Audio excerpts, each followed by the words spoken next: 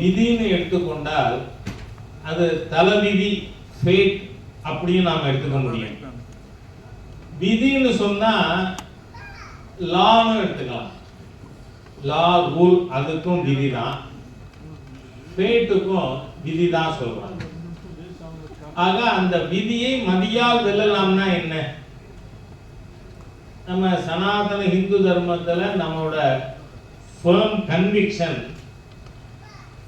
நாம கலிப்பூங்கொண்டன் அவர்கள் சொன்னது மாதிரியா தீதும் நன்றும் பிறர் தரவார அப்படின்னா என்ன? It is our own making அர்த்தம். அந்த மாதிரியா நமக்கு இன்னதுதான் நடக்கும், நம்ம கர்ம பலன். அந்த கர்மாவை மாற்ற முடியாது. அது என்றோ ஒரு நாள் நாம அனுபவிச்சு தான் ஆகணும். ஆனால் நம்ம அரிகேசனூர் வெங்கட்ராமன் அவர்களை போல இப்ப நம்மோட ஜாதகத்தை பத்தியும் சொல்றாரு. இப்போ ஜாதகத்துல சில நல்ல விஷயங்கள் இருக்கு, ஆனால் சில தவிர்க்க முடியாத கெட்ட விஷயங்களும் இருக்கு. அப்ப நாம அதை விதியை மதியால் வெல்லலாம்னு சொன்னால், திரு அரிகேஸ்வர வெங்கட்ராமன் அவர்களை போன்ற ஆன்மீகத்தோடு சேர்ந்து, இது வெறும் கமர்ஷியல் ஜோசியமா அவர் சொல்றதே கிடையாது.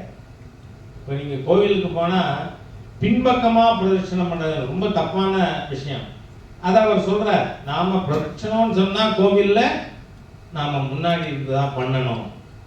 அந்த மாதிரி பல தவறான கருத்துக்கள், அதைத்தான் சில பேர் மூட நம்பிக்கைன்னு சொல்லிடுறாங்க.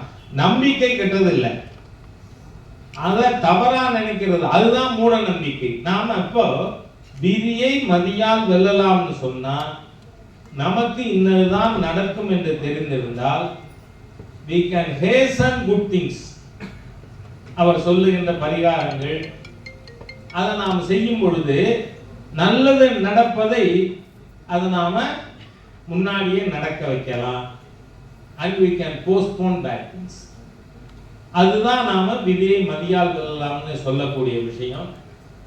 அதோடு மட்டும் இல்லாம ஏற்கனவே எங்க ஊர் மாப்பிள்ளை இல்லைன்னா தமிழ்வாணன் அவர்கள் சொன்னது மாதிரியா, தேசபக்திங்கிறது தெய்வ பக்தியோட பக்தி உணர்வுன்னு சொன்னாலே அது தேசபக்தியும் இருக்கும், தெய்வ பக்தியும் இருக்கணும். அந்த மாதிரியாக மக்கள் மனதிலே நாட்டுப்பற்றை, நீங்க பார்த்தா இப்பதான் விநாயகர் சதுர்த்தி முடிஞ்சிருக்கிற நேரம், நீங்க பாத்தீங்கன்னா பால கங்காதர திலகர்